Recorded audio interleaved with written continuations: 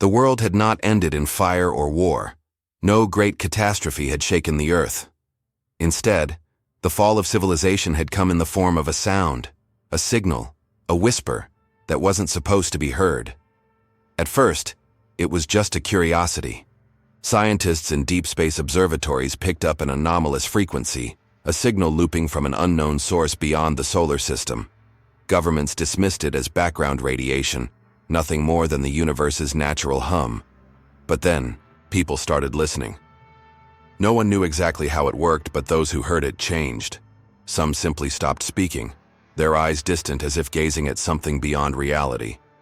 Others became erratic, mumbling nonsense, repeating the same phrases over and over. A few, the unlucky ones, vanished entirely, walking into the streets, into forests, into the sea, never to be seen again. And then the world collapsed.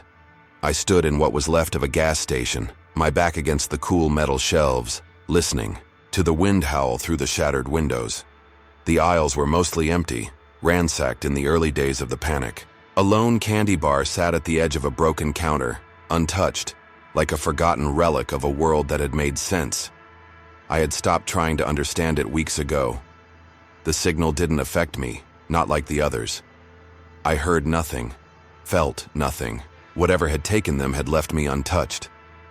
I didn't know if that made me lucky or cursed. A flicker of movement outside caught my attention. Through the cracked glass, a man stumbled down the middle of the road. His clothes were torn, his skin pale. His lips moved, forming silent words I couldn't hear. I gripped the handle of my knife. The worst part wasn't the ones who vanished. It was the ones who stayed behind. I had learned to recognize them. The ones who had heard it but hadn't fully crossed over. They weren't exactly human anymore. They moved strangely, their heads tilting at unnatural angles, as if listening to something the rest of us couldn't hear. I had no interest in finding out what that was. The man outside turned his head sharply, locking eyes with me. My breath caught in my throat. His gaze was blank, hollow, yet something deep inside his pupils flickered with recognition. He raised his hand and pointed at me. My stomach twisted. I didn't wait to see what would happen next. Grabbing my backpack, I bolted through the back entrance, slipping into the darkened streets. The world had become a graveyard of abandoned cars and broken windows, a silent city haunted by those who still wandered its ruins. I needed to find others, people like me, people who hadn't heard it, if there were any left, and if there weren't, then I needed to find out why. The streets were quieter than usual. Not the kind of quiet that came from emptiness, but something deeper. An absence, a vacuum where sound should have been. I moved quickly, keeping to the shadows, weaving between abandoned cars and shattered storefronts. The man from the gas station hadn't followed me, but that didn't mean I was safe. The ones who had heard the signal, truly heard it, had a way of finding you. Or maybe it was the signal itself. I tried not to think about that. Ahead, the remnants of a once bustling highway stretched into the distance, its asphalt cracked and broken. Rows of cars sat frozen in time, their drivers long gone. Some had simply left their vehicles behind, walking off into the unknown. Others, well, I had seen enough to know I didn't want to look inside. A flicker of movement caught my eye. Figure, crouched near the back of a truck, barely visible in the dim light of the dying sun. My first instinct was to freeze, but something about them was different. They weren't swaying like the others, weren't whispering or staring blankly into space. They were scavenging.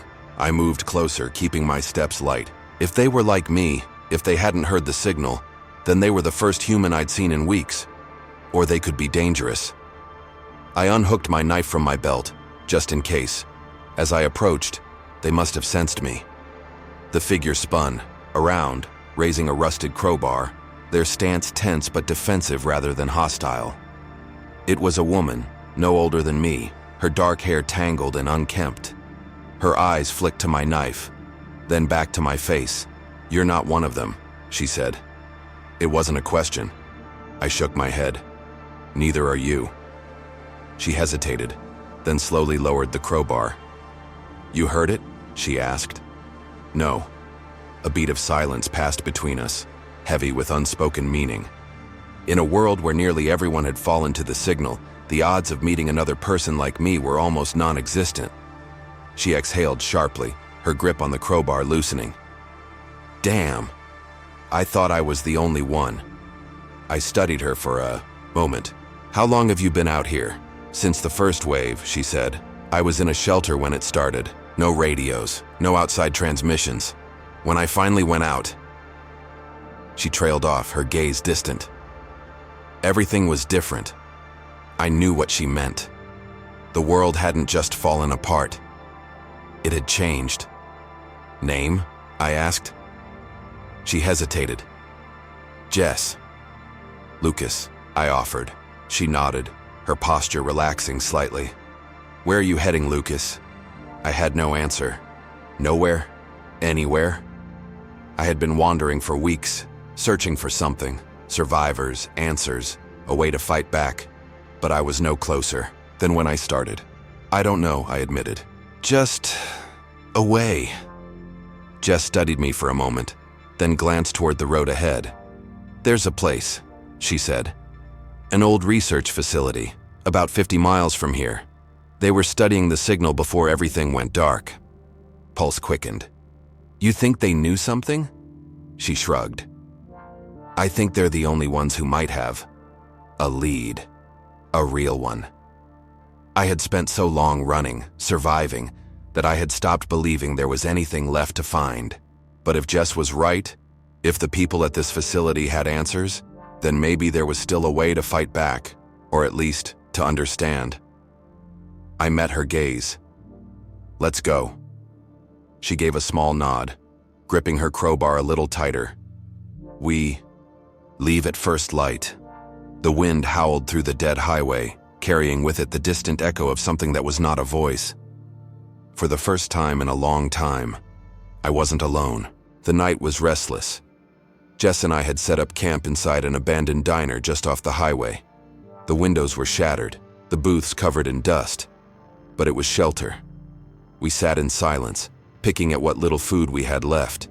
Canned beans and stale crackers. It wasn't much, but hunger had long since stripped us of the luxury of being picky. Outside, the wind howled through the empty streets, carrying with it a sound that made my skin crawl. It wasn't the signal, not exactly. It was a low, droning hum, barely perceptible, like the distant sound of a far-off machine. It came and went in pulses, never quite settling, never quite gone. Jess heard it too. She stiffened, setting her can aside. It's been getting louder, she muttered. I nodded. Since when? A few days. Her fingers tapped anxiously against the table. At first, I thought it was in my head. It wasn't. I had felt it too, pressing against the edges of my consciousness, like a whisper just out of reach. The ones who had heard the signal, they had changed instantly. But this was something else. A slow, creeping infection. Whatever's at that facility, I said, we need to get there fast. Jess didn't argue. We left before dawn, moving quickly along the crumbling highway. The further we walked, the more the world seemed wrong. The silence wasn't just silence anymore. It felt weighted, heavy, like the absence of something that should have been there. A mile down the road, we found the first sign that we weren't alone. A car, rusted and half buried in the cracked asphalt, sat abandoned on the roadside. The driver's side door was open, swinging lazily in the wind. Blood streaked the pavement beside it. Jess crouched, running her fingers along the dried smear. This isn't old. I scanned the area. The road stretched ahead in both directions, empty, but something in my gut twisted. Whoever had been here, they weren't far. We kept moving. For hours, the road remained uneventful, just more of the same. Dead world, a graveyard of empty buildings and sun-bleached bones. But as the sun began to set, we saw the first flicker of movement. A figure, half hidden behind an overturned truck. Not one of them. Not yet. He was crouched low, his back turned, fingers twitching against the dirt. He didn't seem to notice us. Jess tightened her grip on the crowbar. We should go around. I should have listened. Instead, I took a step forward. "Hey!" The man's head snapped up. His face was gaunt, his eyes sunken deep into his skull. His lips moved, forming silent words, but no sound came. Then, with a sharp, unnatural jerk, he stood. I took a step back. Jess whispered, "Lucas." The man's mouth opened, and then I heard it. Not a voice, not the signal, something in between.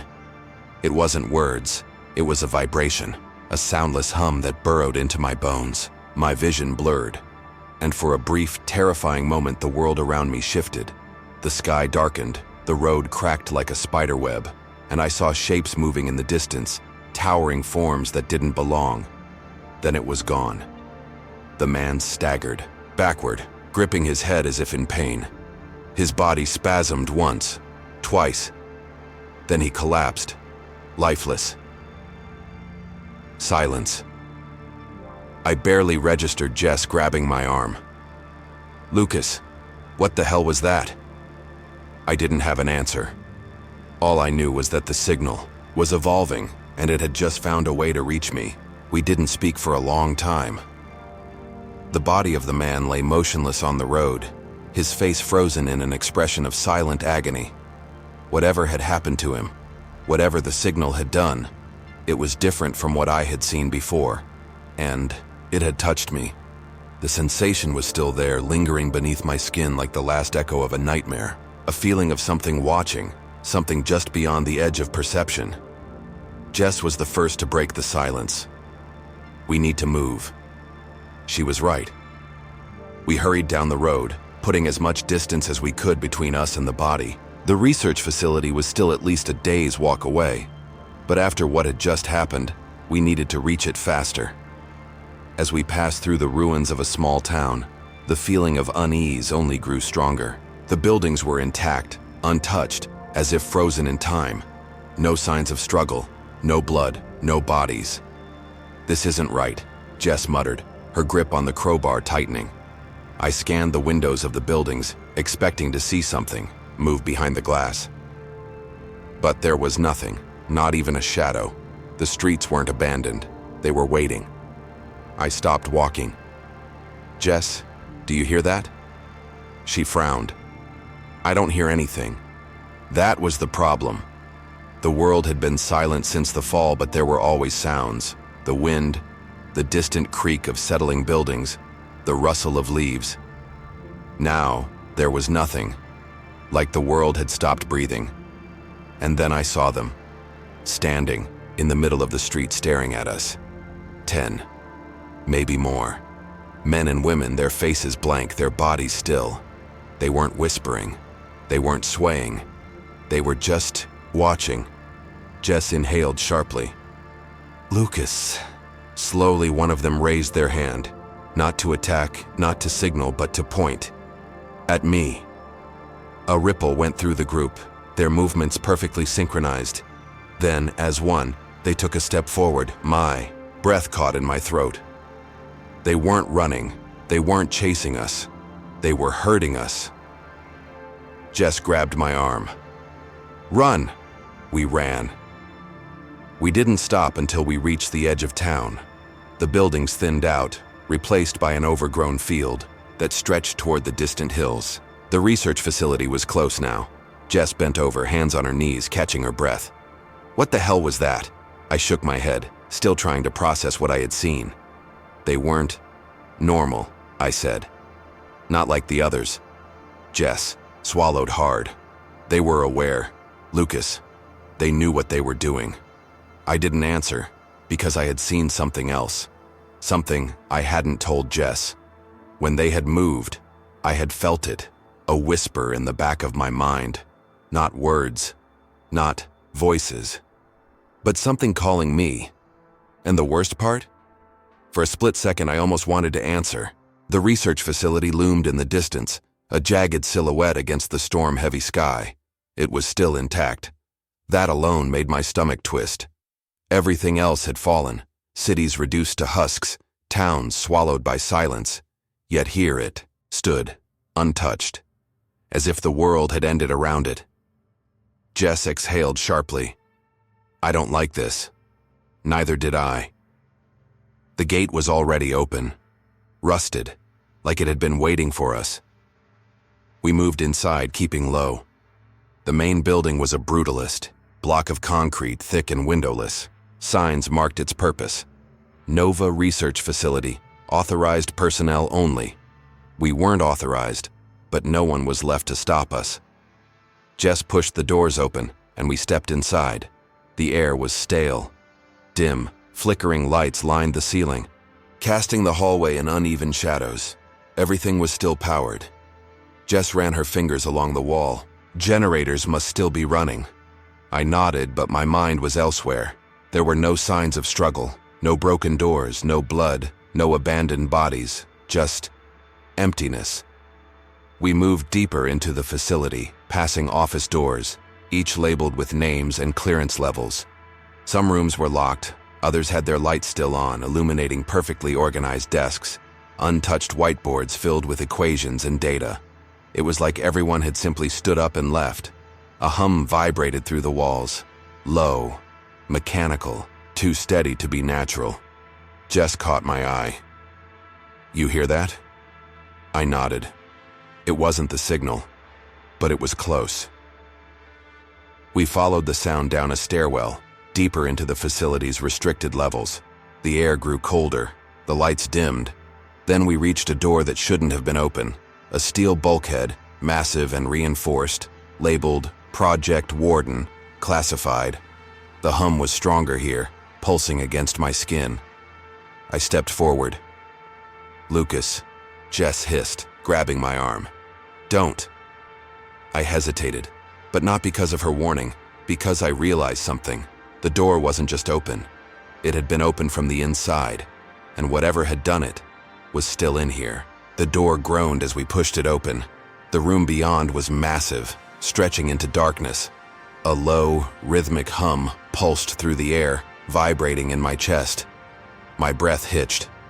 At the center of the room stood the source of the signal. It wasn't a machine. It wasn't alien technology. It was alive. A mass of writhing, shifting tendrils, pulsing in slow intervals like the breathing of some ancient, slumbering entity. It wasn't just one thing. It was many, fused together, forming a shape. That defied logic. The longer I stared, the more it changed. Jess inhaled sharply. "What the hell is this?" I took a step forward, my heart pounding. There were bodies embedded within it, humans, their eyes hollow, their skin stretched too tight over their bones. They weren't dead, they were connected. A voice, no, not a voice, a thought, alien yet familiar, slid into my mind. "You have come." My blood turned to ice. Jess stiffened beside me. She heard it too. The mass pulsed, shifting, revealing something worse. Screens along the walls flickered to life. Security logs, video, feeds, answers. The Truth Project Warden was never meant to protect humanity. The signal wasn't an accident. It was a message, a response to something we had unknowingly sent into the void centuries ago. We weren't the ones who discovered the signal. We were the ones who triggered it. Decades ago, we had sent out transmissions, desperate attempts to reach intelligent life. But the life that answered didn't think like us. They didn't see us as separate beings. They saw us as fragments of something incomplete, and they came to fix us. The first wave was subtle, a whisper, a suggestion, an invitation. Those who heard it changed, became part of the whole. But now they were done waiting. The final transmission was already broadcasting. Soon, no one would resist. The choice Jess turned to me, her face pale. "Lucas, we can't stop this." My mind was racing. The signal was still evolving. It hadn't reached everyone yet. Maybe, there was still a way to fight back. I stepped closer to the main console. The kill switch was there, a single button, a final command to shut down the facility and send an emergency counter signal, one that could disrupt the transmission long enough for the remaining survivors to fight back. But as my hand hovered over the controls, the mass behind me shifted. The tendrils twitched, and suddenly, I understood.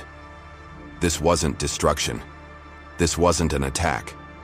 It was evolution. The ones who had joined, they weren't lost. They were more whole. And in that moment, the signal whispered to me again.